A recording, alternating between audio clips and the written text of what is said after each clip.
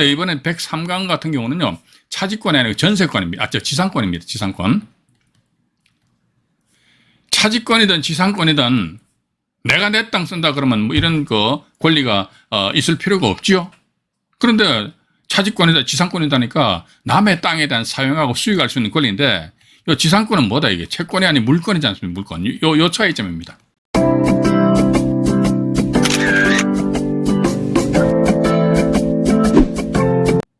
(2022년 7월 11일입니다) 월요일이고요. 경매 라방 제 103강입니다. 348쪽에 나와 있지요. 오늘 보니까 이제 6번에 지상 건물 소유를 목적으로 하는 약정지상권 이렇게 나와 있습니다. 제가 이제 우리 이 법정지상권 관련된 강의에서는 말이죠, 분묘기지권에 대해서 언급을 안 하겠습니다. 또 뭐죠? 왜냐면 제가 이제 분묘기지권 해가지고 말 그대로 분묘기지권이 성립되느냐 성립되지 않느냐 여기에 따라 가지고 성립 안 된다 그러니까 뭐 포크랭 가가지고 남의 조상 묘로 뭐 개장을 하고 그런 거 해본 적이 없어요. 또 저는 이제 뭐 분묘기지권 성립 안 된다 그러니까 포크랭 가지고 파가지고 말이지 남의 조상 묘잖아요, 그죠? 억만금을 준다 해도 좀 제 성격상 그거 지금 안 맞습니다. 안 맞기 때문에 저는 그래 안 하기 때문에 일단 뭐 분묘기지권도 뭐 이렇게 보십시오. 땅만 괜찮다면은 분묘 그 자체를 보는 것이 아니고 분묘 그 자체를 보면은 분묘기지권이라는 그런 어떤 법률적인 부분에 우리가 짓눌려 버리는데, 그거보다는 분묘가 소재하고 있는 그 전체 그 경매 대상 물건 보셔가지고 그 괜찮다 그러면 입찰 들어가시는 거지. 그러고 나서 분묘가 있는 부분은 내가 제외를 하고서라도 다른 토지에 대해서 투자했다는 사용 가치가 있으면 입찰하시는 것이죠. 괜히 앉아 무슨 분묘기지권의 성립 요건이 어쩌고저쩌고 말이지, 분묘, 그죠? 장사에 관한 법률 몇 조가 어쩌고저쩌고 백날 그거 따져봤자, 제 개인적인 생각입니다. 근데 따지실 분들 따지십시오. 괜찮습니다. 어쨌든, 우리가 이제 지금까지 이제 법정지상권 관련해가지고, 이제 오늘은 이제 마지막 법정지상권 마지막인 것 같습니다. 그러면 이제 모레 7월 13일 날에는 이제 선순위 대학력 있는 임차인 아니십니까? 그죠? 여기에 대해서 이제 제가, 이것도 사실은 경매 공부하는 데 있어 가지고요. 우리가 무슨 뭐 분묘기지권이다, 뭐 법정지상권이다, 뭐 또 지분경매다 말이죠. 선순위 가처분이다. 이거 맨날 공부해도 실제 우리가 배팅하는 물건들은요, 주거용 거의가 다 주거용 부동산입니다. 쉬워요. 근데 주거용 부동산이 있더라 했을 적에 임차인이 있다 하더라 그러면 임차인에 대해서는 과연 어떻게 접근해야 될 것인가? 요것만 딱 잡아버리면요, 간단하거든요. 근데 요즘같이 2022년 7월 11일이란 말이죠. 현재 부동산 시장이 좀 요상하지요. 뭐 여기저기서 뭐 분양도 안 되고 말이지 매덕씩 떨어졌다 그러는데, 근데 전 그렇게 봅니다. 봐가지고요. 그럼 투자자 입장에서 봐가 조금 이제 몸을 좀 살아야겠지만은, 근데 실수요자, 내가 이참에 경매나 절차를 통해서 내 집 마련을 해보겠다, 그러신 분들은 지금이 좀 투자 적기라고 보고 있습니다. 그래서 일단은 왜냐면 일반 투자자들이 이 경매 물건의 거전보다는 뭐 과거에 문재인 정권 시절쯤 하더라도 부동산 가격이 완전히 폭등했단 말이죠. 그죠? 오늘 낙찰받고 나서 한 몇 달 있으면 또 확 올라버리는 거야. 그렇기 때문에 사람들이 가격을 질러버리는데, 이제 요즘 같은 경우 분위기가 자꾸 이제 좀 스산해지잖아. 그죠? 이러다 보니까 일반 투자자 입장에서는 좀 투자를 꺼릴 것이고, 그럼 어떻게 한다 하더라. 내 집 마련 차원에 있어서 한번 실포시 들어가서 낙찰받고 나서. 자, 그런데 또 하나 더 말이죠. 아니, 내가 예를 들어 지금 낙찰받았는데, 아이고, 보니까 더 떨어지면 어떡해. 전 그렇게 봅니다. 10억짜리가 말이죠. 1억짜리 1억까지 떨어질 때까지 과연 정부 기관에서 이걸 방관할 것인가? 전 그건 아니라고 보고 있거든요. 언제 나중에 한번 시간 나면요, 부동산 학개론이라는 게 있습니다. 그게 보면 무슨 부동산 가격 주기로 내가 뭐 5년설, 10년설 그런 뭐 사이클 뭐 그런 게 있는데, 그런 거 뭐 필요가 없고, 일단 가격이 이제 주춤한다면 또 다시 가격이 이제 치고 올라갈 수도 있지 않겠느냐 하는, 그래서 아마 이제 내 집 마련 차원에 있어서 경매를 바라보시는 분들은 지금이 호기고 적기이지 않겠는가 하는 그런 생각을 가지면서요. 오늘 보니까 6번 지상 건물 소유를 목적으로 하는 약정지상권입니다. 즉, 남의 땅에다가 지상권이라는 물권 등기를 하고 나서 그 지상에다가 건물을 등기를 하는 것이죠. 자, 이러하였을 경우에 토지가 경매에 나왔을 경우에 또는 건물이 경매에 나왔을 경우에 그걸 낙찰받았을 우리 경매인들 입장에서는 과연 어떻게 될 것인가 여기에 대해서 이제 이번 시간에 말씀드리도록 하겠습니다. 자, 그런 말이죠. 이게 이제 우리가 지난 그 102강에서 말이죠. 102강이죠. 잠깐만요. 이 펜이 또 말을 안 해 나와있네. 102강입니다. 102강. 102강에서는 차지권이죠. 차지권, 그죠? 예. 차지권인데 이제 우리 103강입니다.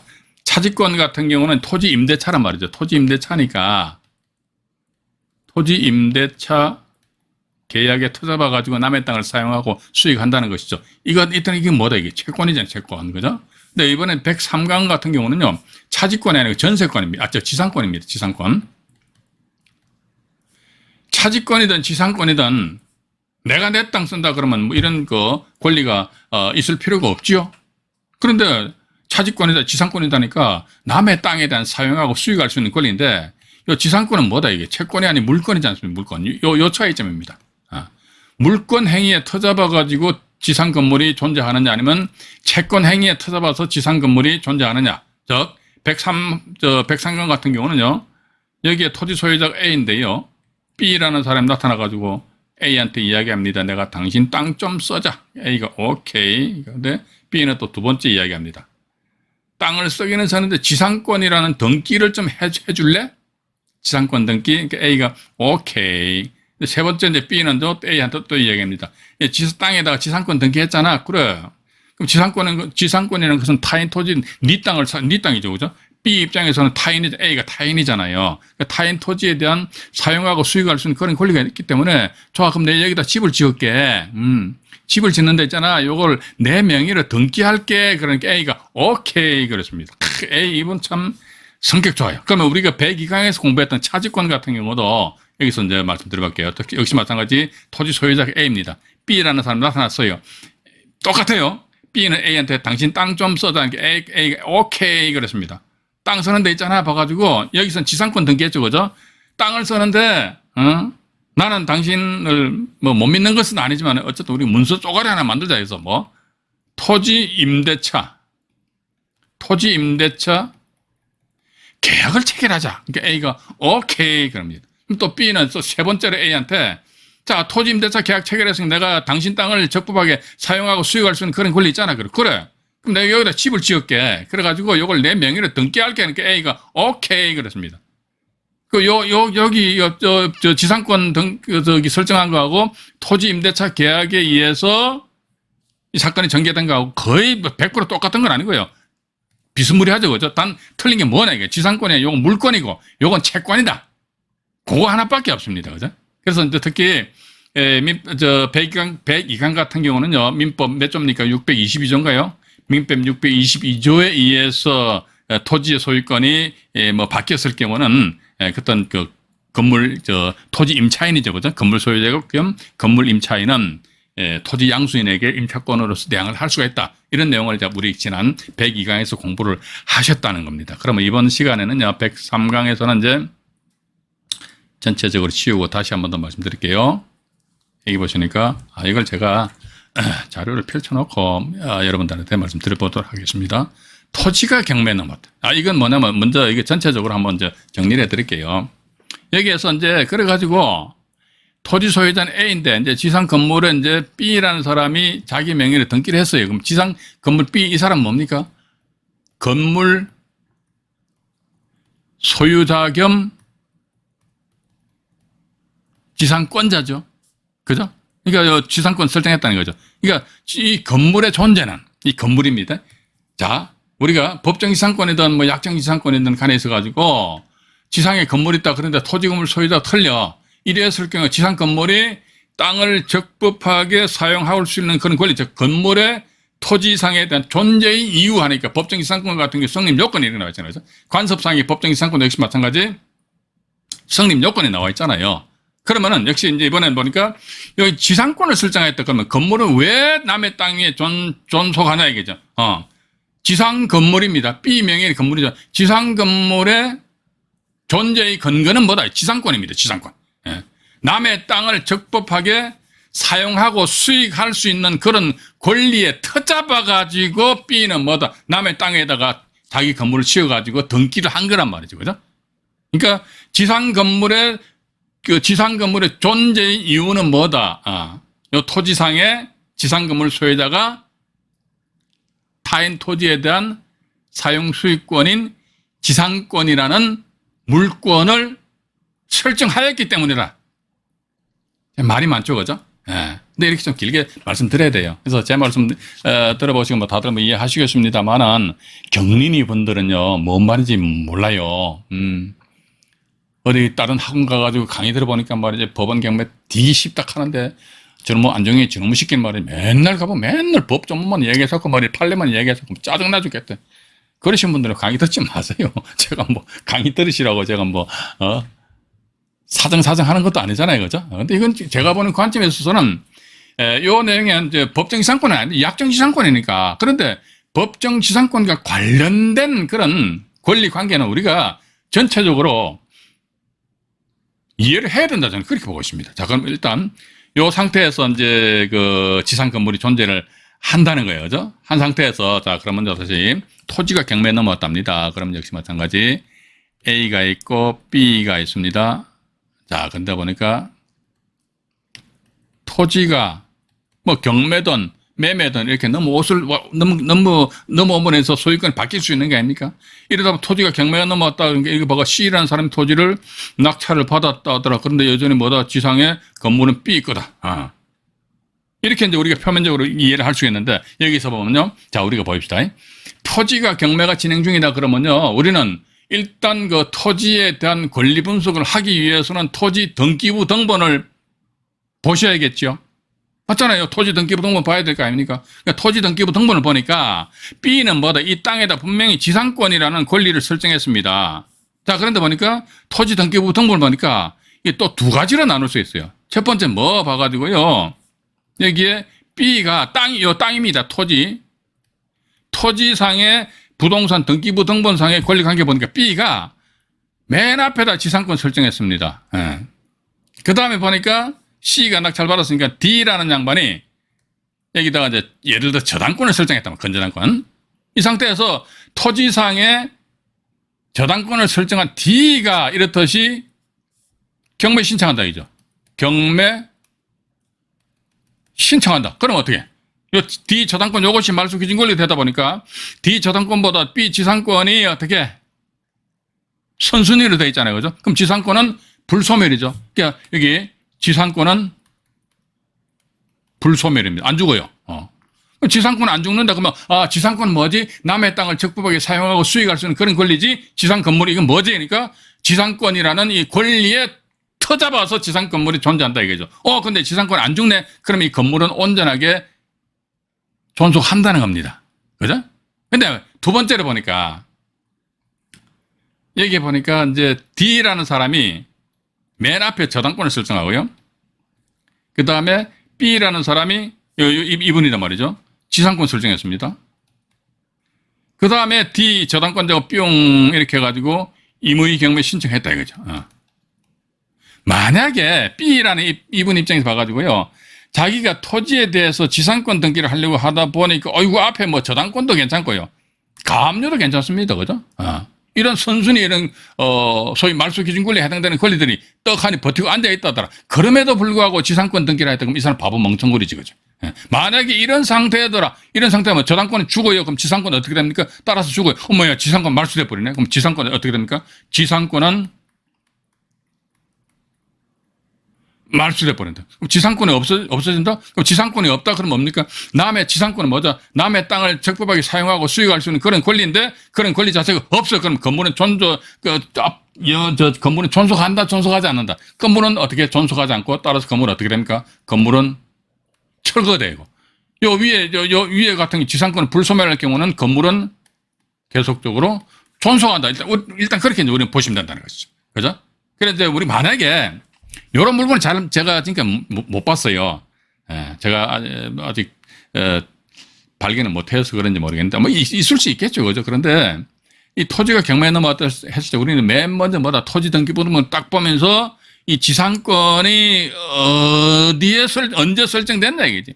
즉 말소기준권리보다도 먼저 설정됐느냐 나중에 설정됐느냐 이것만 딱 보자 이거지. 봐가지고 먼저 돼 있다 그러면 어머야 봐가지고 이 건물은 온전하게 존속해버린다 이거죠. 그죠?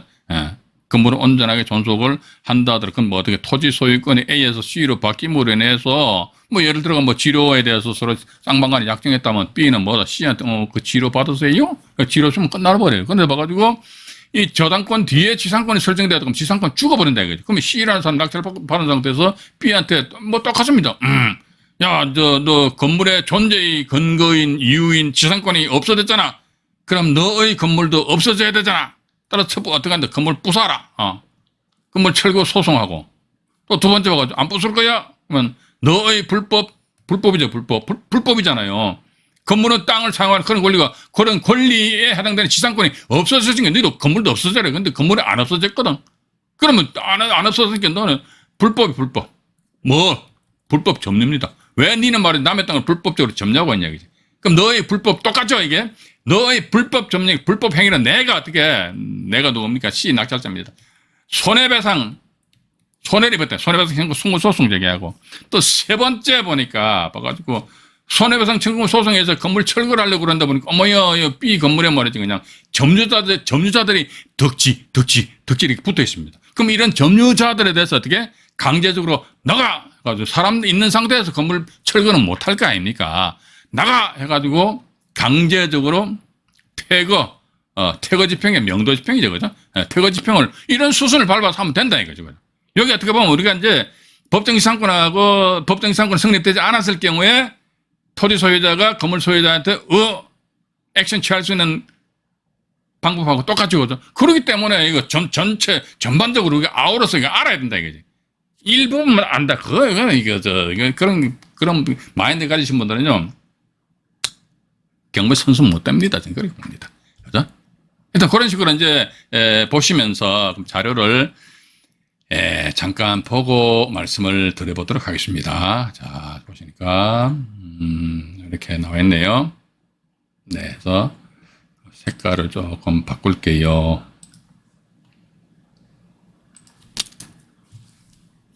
이 토지 소유자입니다. 이 사람은 이제 아까 제가 말씀드렸듯이 내가 당신 땅 좀 써자.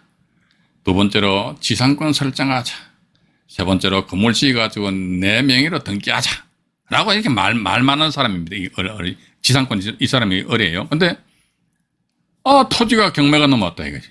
병이라는 사람이 낙찰받았다. 여전히 지상 건물은 뭐 누구 거 얼명의로 되어 있잖아요. 그죠? 여기서 지금 제가 조금 전에 그 두 가지 사례를 설명을 드렸습니다만은 보시니까 토지에 지상권이 먼저 설정되어 있고 나중에 저당권이 설정되었다. 그래서 저당권자가 이미 신청했다. 건물은 존속한다. 왜? 그러니까 지상권 자체가 안 없어지니까 말소가 안 되니까. 그런데 두 번째로 해가지고 여기 이제 우리가 만약에 이런 경우가 된다더라 그러면요, 이것도 역시 마찬가지. 야, 법정지상권이냐, 약정지상권이냐, 관습상의 법정지상권이냐, 그 종류를 알아야 될 거 아니야. 등기부등본 보면 알 수 있잖아요. 뭐가지고 등기부등본상에 지상권 설정되어 있단 말이죠. 지상권자 누구로 돼 있어? 지상권자가 어린데 건물 소유자가 근데 이때 건물 등기부등본 띄워봐야겠죠. 토지 등기부등본상에 지상권자가 을로 돼 있는데 건물 등기부등본상의 소유자 역시 을이다. 이거 뭐 약정지상권, 지상권에 터잡아가지고 지상건물을 지상권자 명의로 등기했구나. 여기에서 여기 땅 출발을 하면서 그때 땅이 경매 나왔지. 이랬을 때 토지에 대한 분석한다. 이건 우리가 기본적으로 다들 잘 아시잖아요, 그죠? 이 상태에서 보니까 두 번째 보니까 저당권이 설정되고 나서 지상권 설정되면 이 지상권 죽어버리지. 요 저당권 죽으니까, 그죠? 따라서 이게 건물은 철거 대상이 된다. 간단하잖아요. 그래서 이게 우리 시청자 여러분들 이렇게 생각하시기 바랍니다. 건물이 존속된다, 건물이 철거된다. 그거 앞서서 내가 땅이 경매 나와서 땅을 낙찰 받는단 말이죠. 땅을 낙찰 받았을 때 과연 지상 건물이 쓸모가 있는가 없는가. 밤만 되면 귀신 나올 정도로 으스스해. 그런 거 하지 마세요. 주무시다가 나중에 카이 눌린다니까, 그죠? 그래서 어쨌든 부동산의 가치, 그 또 부동산의 그 위치와 가치, 이런 측면에서 우리가 이제 접근을 해보신 상태에서 됐다. 그때는 이제 과감하게 배팅을 하시는 것이지요. 그죠? 그렇게 좀 하시기 바라고요. 그 다음에 또 이제 토지가 경매되고, 이번엔 또 건물이 경매된 그런 경우는 이제 말씀드려 볼게요. 자, 요거는 역시, 잠깐만요. 역시 마찬가지 이겁니다. 갑과 을은 토지 소유자, 이 을은 뭐다? 지상권자입니다. 지상권자면 등기를 했어요. 등기했으니까 뭐 을에 따른 채권자가 건물을 경매 신청할 수 있는 거 아닙니까? 그죠? 이런 병이라는 사람 떡떡한 낙찰 받았다 치자 이겁니다.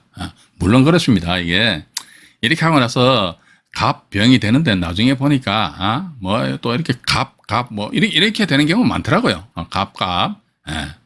이게 뭐냐면 이제 병으로부터 갑이 건물을 매입을 한 그런 경우도 있고, 아니면 또 뭐 봐가지고 병, 그죠? 병.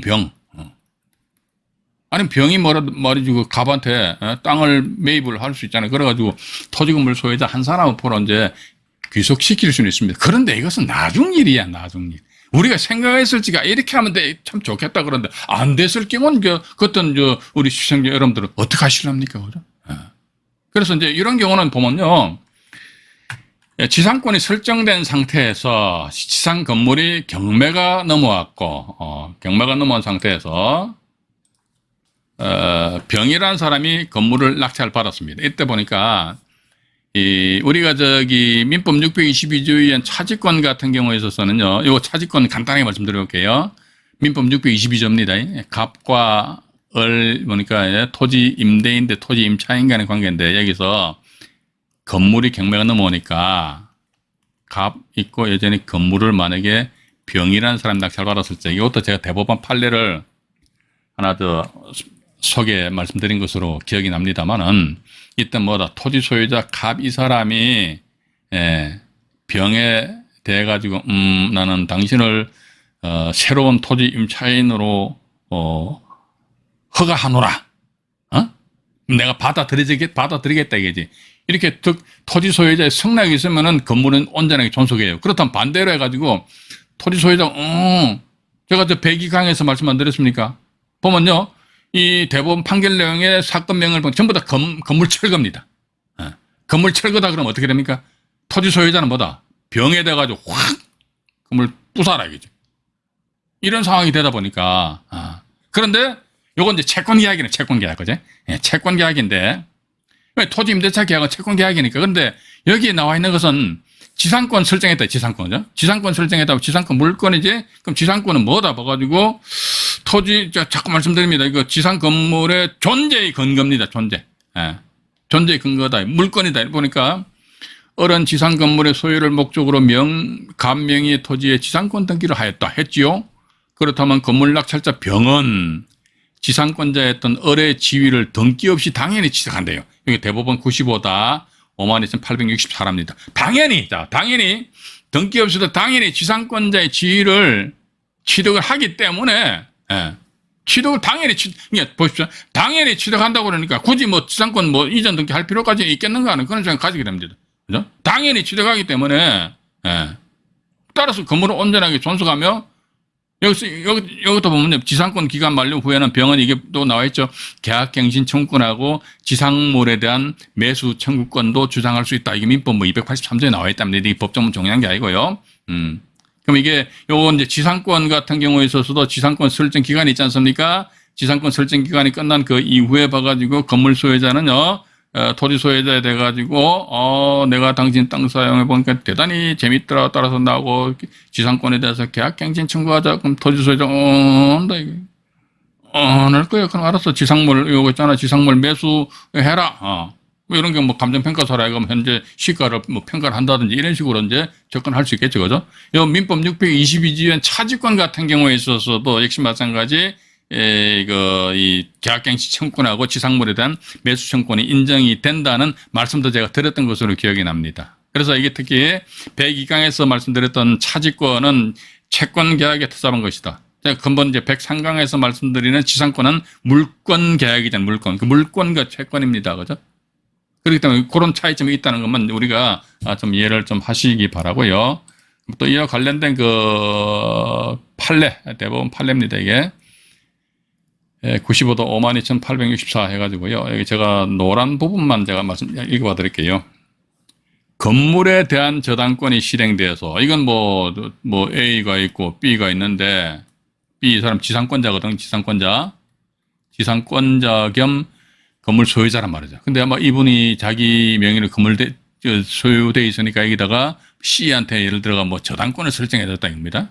예. 근데 이 C 저당권자가 건물을 임의경매, 건물에 대한 저당권이 실행돼요.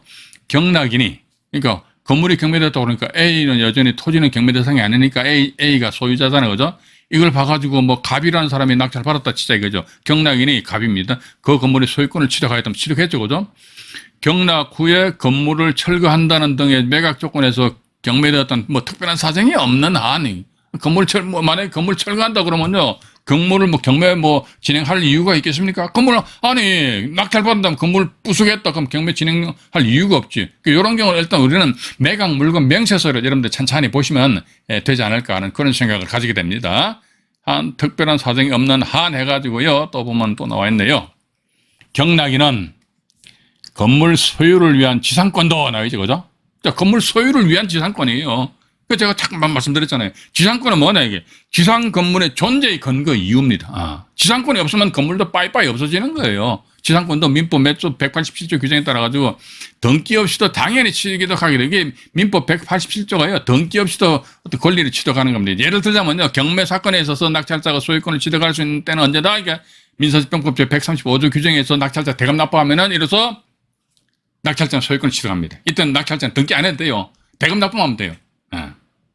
등기 안 하더라도 그 경매 부동산의 소유자는 낙찰자가 있어야 되는데, 근데 그 부동산을 처분하려면 등기를 해야 되니까, 그죠? 당연히 취득한대요. 당연히 취득하기에 따라서, 또 이건 다른 사례입니다. 경락이니, 그죠?